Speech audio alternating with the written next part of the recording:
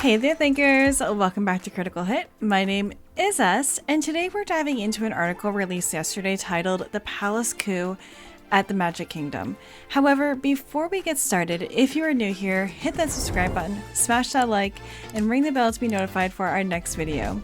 Your support really helps us appease those YouTube algorithm gods, and we appreciate it. Now, let's get into it. On February 25th, 2020, Bob Chapek and Bob Iger sat side by side in matching director's chairs on the studio lot for live media interviews. The big news was that Chapek, a relative unknown, was replacing the immensely popular Iger as Disney's CEO. The contrast between these two Bobs was striking. Chapek was bald and stocky, while Iger was graying and debonair. To avoid confusion, they were humorously dubbed Bob 1 and Bob 2, or Big Bob and Little Bob, despite Chapek being physically larger, and even Handsome Bob and Boring Bob. Now, this amusing Bob-off seemed to overshadow the more serious elements of leadership. The media frenzy reduced their roles to a fashion contest rather than focusing on their qualifications and vision for Disney. So, in an interview with CNBC's Julia Bornstein, Chapek acknowledged Iger's success and huge shoes to fill, while Iger's praise was more reserved. The dynamic quickly soured as Iger, who stayed on as a creative director and board chairman, created tension by remaining involved in decision-making. This led to a power struggle and Chapek's eventual firing in 2022, replaced by, you guessed it, Bob Iger once again. The New York Times later revealed that the internal conflicts during this period, amidst the pandemic and financial challenges, the Disney saga reveals a power struggle resembling a high-stakes drama.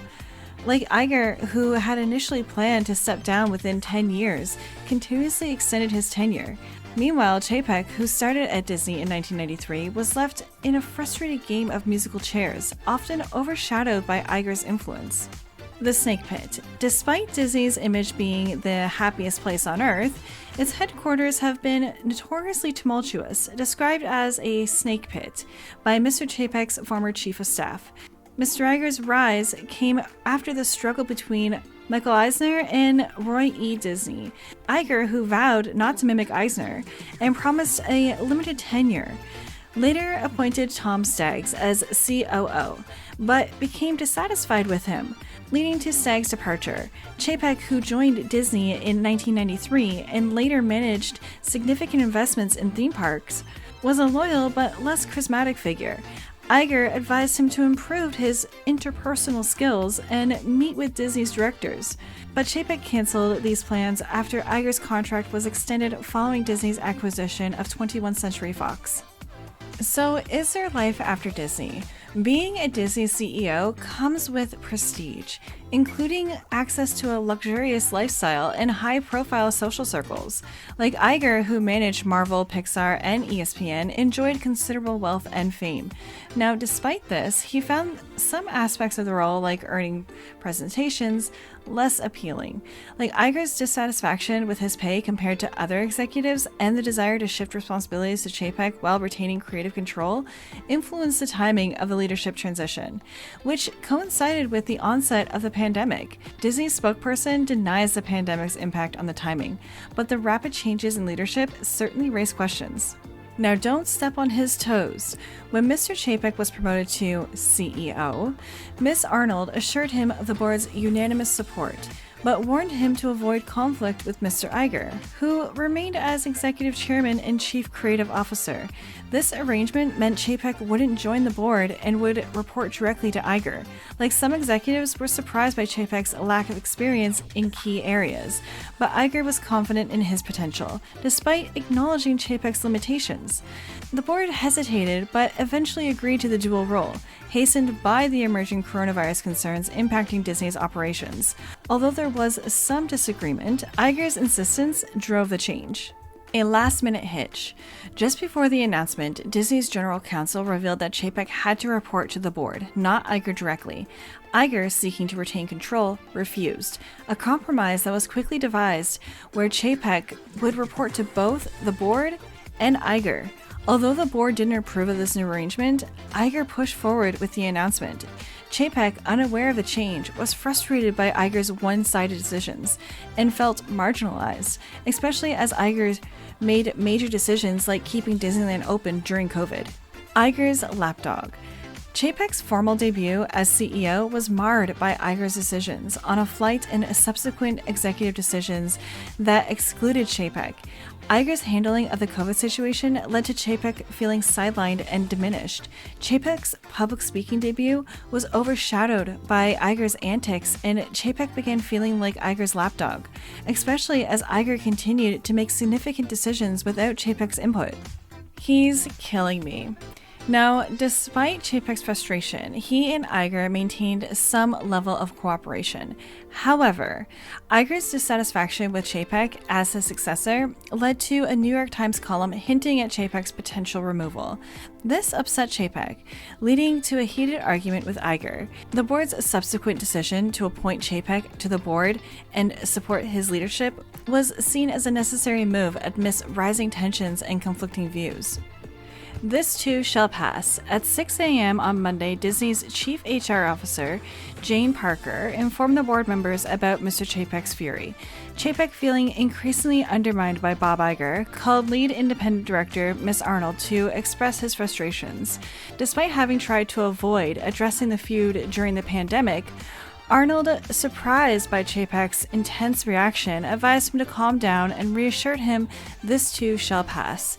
Chapek asked to be named to the board for support, and the board reluctantly agreed. Miss Arnold later chastised Iger, blaming him for worsening tensions with Chapek. In April, Chapek was added to the board, and by June, both men were summoned to private board meetings, where Iger criticized Chapek's lack of leadership, and Chapek claimed Iger never really fully relinquished authority. The board urged them both to work together during the crisis. Tensions escalated when Iger revealed he believed the board would allow him to return as CEO if Chapek faltered. Shocking Chapek, he turned to Miss Arnold, who downplayed the remark, but Chapek remained convinced that Iger was trying to oust him. This is his company to run. As Disney faced challenges during the pandemic, Chapek pushed forward for a reorganization to focus on streaming content. Now, despite resistance from creative leads, the board supported his move, but with the controversies like Scarlett Johansson's lawsuit arose, Chapek faced backlash, while Iger was largely shielded from criticism. Chapek's leadership during this period was marked by internal opposition and external challenges. Fasten your seatbelts. As his retirement neared, Mr. Iger skipped a Disney farewell, hosting his own party instead. Mr. Chapek, who was supposed to be in Orlando, attended the event. On November 19th, Chapek arrived with Thomas Schumacher. While Schumacher was warmly welcomed, Chapek was barely acknowledged. Mr. Iger's speech included a pointed reference to Chapek's area, making him uncomfortable. It's going to get worse. On November 30th, Mr. Iger held his final meeting as chairman at Disney's West 66th Street offices. Instead of a graceful exit, he criticized Mr. Chapek's leadership, claiming he was damaging Disney's creative culture and deepening internal rifts. Iger's comments didn't call for Chapek's dismissal, but indicated strong dissatisfaction. At the board's farewell lunch, Iger received gifts including custom Nike sneakers and gold coins for his yacht. Mr. Chapek, feeling uneasy, told Miss Arnold it's going to get worse, and referred to Iger as an assassin in conversations with allies. Mea Culpa. During Mr. Iger's tenure, Disney approved many projects with progressive themes. Mr. Chapek, concerned with Disney's political stance, faced internal and external pressures, especially with the release of Strange World, featuring an openly gay teenager. Board member Ms. Katz threatened to fire him if the film was released. The situation worsened with Florida's Don't Say Gay bill, which Disney did not oppose publicly, despite pressure. Mr. Chapek initially decided against signing the Human Rights Campaign letter condemning the bill, believing Disney should stay neutral on divisive issues. Now, this move didn't quell well with the backlash from both the LGBTQ+ community or Florida's governor, leading to legal conflicts and criticism of Disney's policies. Mr. Chapek's contract extension was debated, and discussions about his leadership emerged as the tensions continued. Unnerving Calls. Life after Disney was surprisingly smooth for Mr. Iger. He enjoyed a comfortable lifestyle, spent time on his yachts, wrote a draft for a second book, and invested in companies like Funko and GoPuff. He also joined Thrive Capital as a venture partner and gave over 20 talks. Despite his claims of leaving Disney behind, Mr. Iger's criticism of Mr. Chapek was widespread. Chapek received unsettling calls from those who have met with Iger, reporting ongoing negative remarks. Chapek expressed concerns about Iger's criticism to the board members. But with Iger retired, the board had no leverage. Despite doubts about Chapek, the board approved his contract with a $20 million annual bonus on June 28th. They affirmed their confidence with Chapek, stating he was the right leader at the right time for the Walt Disney Company. We have to save Chapek. Since Mr. Chapek became CEO in 2020, Disney's share price, once strong, began to decline after a peak in March 2021. Netflix's first subscriber loss in a decade in April 2022 intensified investors' concerns, leading to a sharp focus on earnings and losses. By the time Chapek's new contract was announced, Disney's stock has fallen nearly 50%, attracting activist investors like Dan Lieb and Nelson Peltz. Peltz connected to Disney through Isaac Perlmutter, a major shareholder who clashed with former CEO Bob Iger, was wary of Iger's potential return. Perlmutter, suspecting Iger might return, urging Chapek to meet with Peltz and seek his support. Perlmutter warned that without Peltz on the board, Iger could come back, despite Chapek's interest in avoiding a proxy fight by inviting Peltz. Board member Miss Arnold opposed the idea due to concerns about Peltz's connections with Perlmutter and past conflicts involving Disney key employees. I'm telling the truth. Mr. Chapek and CFO Miss McCarthy met around Labor Day to preview the earnings report, noting a potential shortfall but not concerned due to a strong streaming growth. However, when Ms. McCarthy later presented the results, it showed Disney's earning per share would fall 27 cents short of Wall Street's estimates. The streaming division was headed straight towards a $1.5 billion loss, far exceeding earlier projections. The board was shocked and questioned Mr. Chapek intensely. Feeling blindsided, Mr. Chapek had not reviewed the board's material highlighting the shortfall. During the meeting, he grew frustrated with Ms. McCarthy's pace and confronted her during the break, accusing her of upsetting the board. She responded, "I'm telling the truth. The numbers are the numbers." Ms. McCarthy later told the board that Mr. Chapek had attacked her for being truthful. This led to doubts about Mr. Chapek's competence. An upset Miss Arnold later called Mr. Chapek, demanding to know why he had attacked Ms. McCarthy, to which he replied he wasn't informed of the numbers. Petting a hippo. Worried about Mr. Chapek's denial for a financial shortfall, scheduled crucial meetings during an October retreat in Orlando. Mr. Chapek did not attend, opting to instead to greet visitors and pet a hippo at Disney's Animal Kingdom. Mr. Guritas warned Mr. Chapek of a looming crisis, but Chapek's response, a 6:30 a.m. meeting, was impractical as attendees were leaving Orlando. On November 8th, Mr. Chapek announced earnings that missed estimates by 26 cents per share, focusing on theme parks rather than a $1.5 billion streaming loss.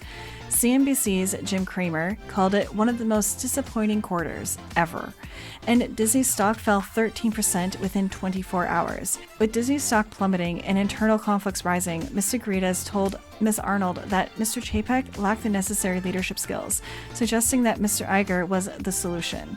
Ms. Arnold noted that others made similar suggestions. Alarm bells. Mr. Iger spoke separately with Mr. Bergman and Dinah Walden, who vented frustrations about Mr. Chapek and the worsening situation. When Ms. Walden asked if Mr. Iger would consider returning, he said he might, but doubted they would ask him back. Over the weekend, Mr. Chapek met with investor Mr. Peltz in Palm Beach, despite the board instructions against such meeting, and Mr. Iger found out about the meeting and assumed it was for Mr. Perlmutter. On November 17th, the Disney board met to discuss Peltz and reaffirmed its rejection of his proposal.